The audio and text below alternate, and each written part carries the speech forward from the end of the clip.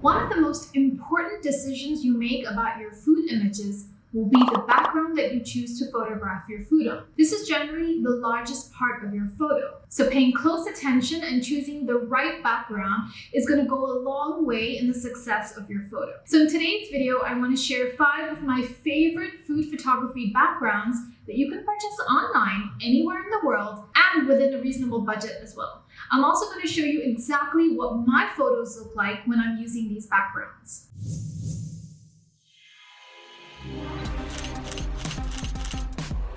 Hey everyone, this is Sakina and welcome back to my channel. You're exactly in the right place if you want to learn how to take stunning photos and also make money in food photography. Now, there are a lot of online sellers when it comes to food photography backgrounds. There's so much choice available and it can be really hard to find something that's reasonable, lightweight, it photographs well, and is also versatile to use in different light conditions. So I'm going to be sharing some of my favorite backgrounds with you that tick all of these boxes. So the first backgrounds that I want to chat to you about are vinyl backgrounds, and the ones that I've purchased are the ones by Capture by Lucy or CBL backgrounds. Now here's what I love about vinyl backgrounds. They're super lightweight, which means I can actually carry several to a restaurant shoot, okay? And since they roll up, they actually don't take any space at all in my studio. Now, pro tip here, hang them behind the door on a hanger that has one of those clips on it, like trouser hangers, I think,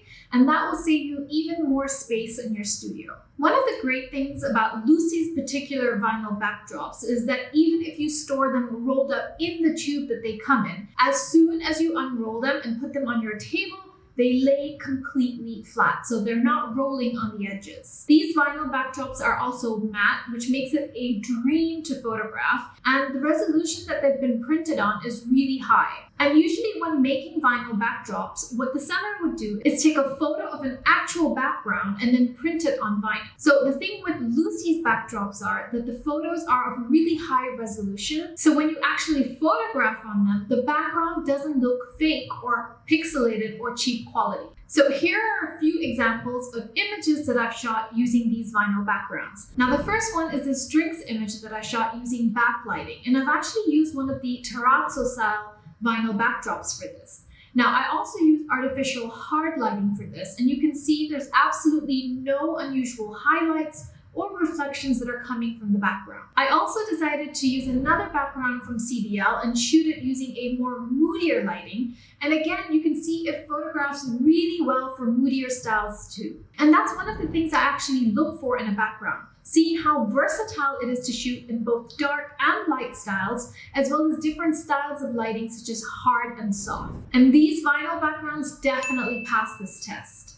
Okay, let's move on to another background. And now this is actually a painted MDF board from a company called Ericsson Woodworks.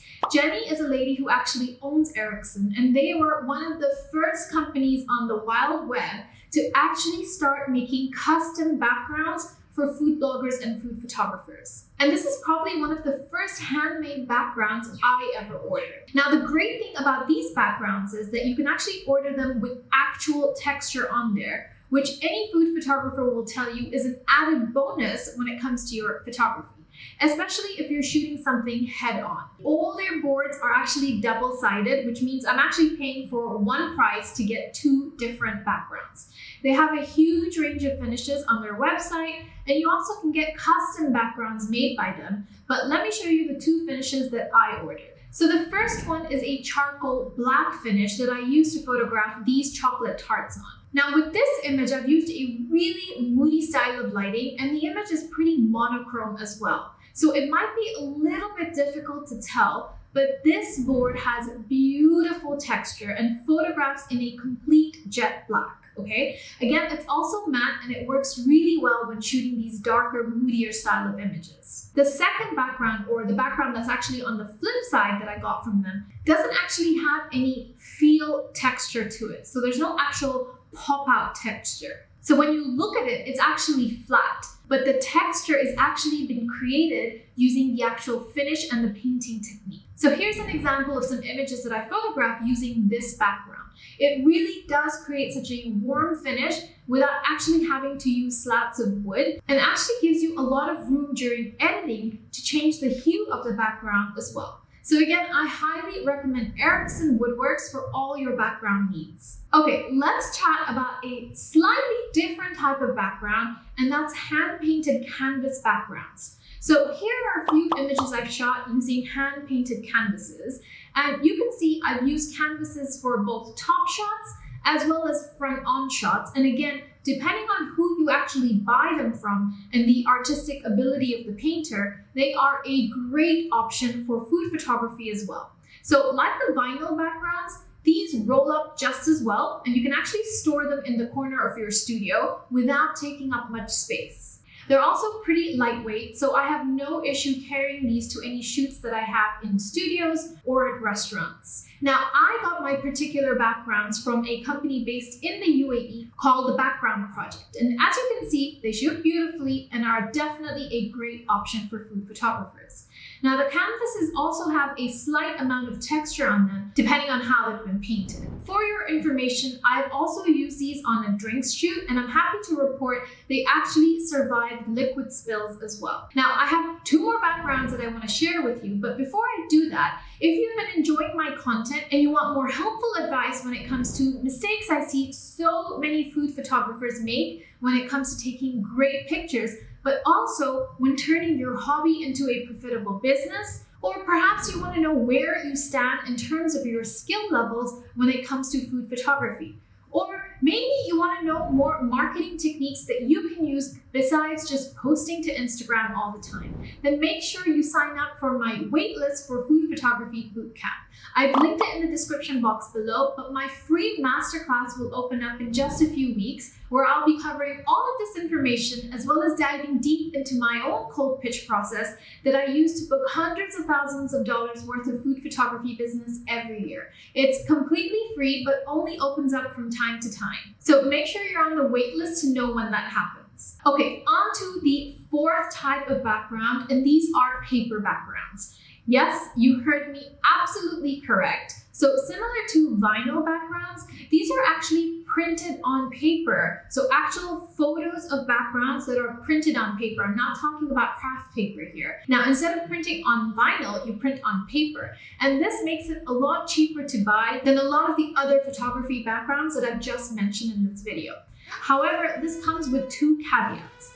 Number one, if anything spills on these backgrounds, they tend to bubble up, even if you wipe the spill pretty much immediately. And number two, the paper also tends to warp if you're storing them as roll-up. So whilst they photograph beautifully, I highly advise storing them indoors, not in a car like I did, as well as flat so you can make the most use out of them over a longer period of time. So here are a few images that I've shot using these paper backgrounds from a company called Blue Velvet Styling. And there's absolutely no doubt that they photograph beautifully. I've linked all the backgrounds that I've used in the description box below.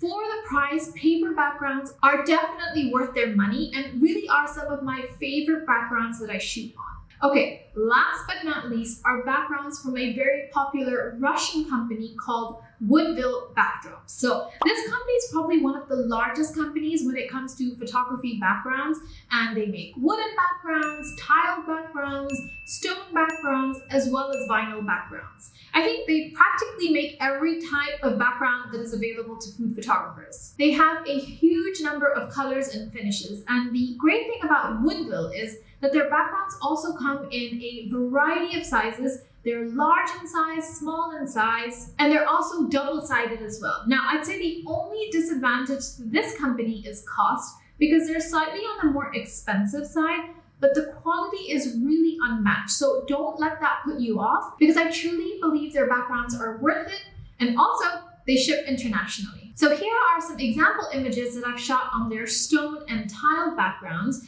And again, I've used a variety of lighting techniques, including both dark, moody, light, airy, soft, as well as hard lighting. And you can see from the images on the screen, the backgrounds work a treat for any style of lighting. So now I'd love for you to jump into the comments and tell me, what is your favorite background color to shoot on for food photography?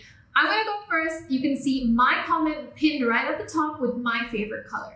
Now, if you have any company names that you would like to recommend that you've had a good experience with, then make sure you also link to them in the comments as well. I'm going to be back next week with another video all about food photography and the business of food photography. And in the meantime, you can also follow along for daily tips on Instagram. I'm super active there on Reels as well as on Stories. If you found today's video helpful, then you're also going to love these two videos. I've made all about lighting for food photography as well as my best tips on drinks photography. So make sure you check out both of these as well. In the meantime, stay safe and I'll catch you guys next week.